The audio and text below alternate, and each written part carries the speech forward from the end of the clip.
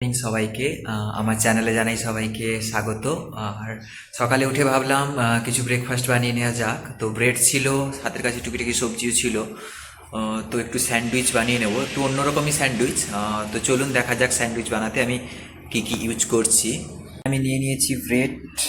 ব্রেডটাকে আমি হালকা ঘি দিয়ে একটু সেঁকে নেব তাওয়াতে দিয়ে।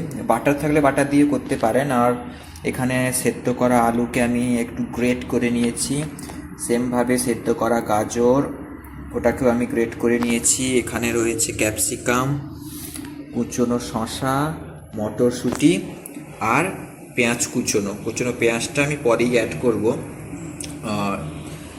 আর সাথে রয়েছে অনেক মশলা, কাশ্মীর লঙ্কার গুঁড়ো রয়েছে, জিরের গুঁড়ো রয়েছে, ধনে গুঁড়ো রয়েছে, রয়েছে একটু মিট মশলা হালকা দিলে ভালোই থাকে, গোলমরিচের গুঁড়োও দিতে পারেন, এখন আমার কাছে নেই।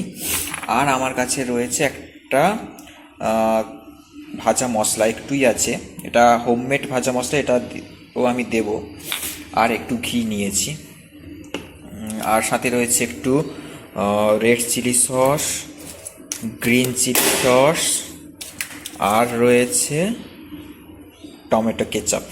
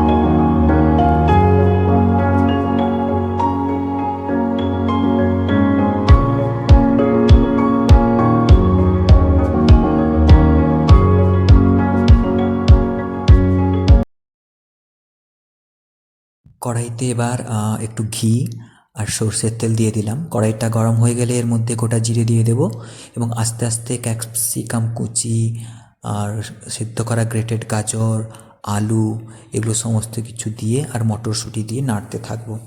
তার সঙ্গে এক এক করে অ্যাড করব নানা রকম ভাজা মশলাগুলো যেগুলো দেখিয়েছিলাম, আর সঙ্গে সসগুলো। তো কিছুক্ষণ নেড়ে তারপর স্টাফিংটা তৈরি করে নেব। আর পেঁয়াজটা আমি পরেই অ্যাড করব, স্টাফিং যখন করব ব্রেডগুলো দিয়ে তখন পেঁয়াজটা অ্যাড করব। তো চলুন দেখতে থাকি।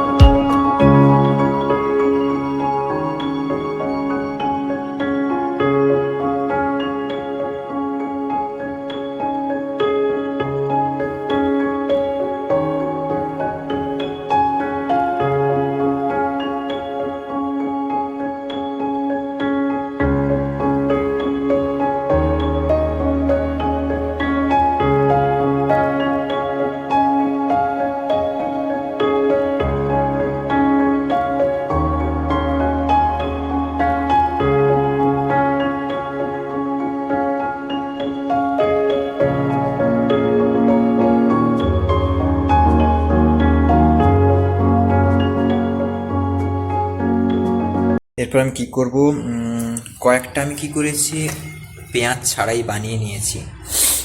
এরপর আমাদের জন্য পেঁয়াজ দিয়ে বানিয়ে নেব, সবগুলোই একসাথে মিক্স করে দেবো, এখন আর টাইম নেই অত।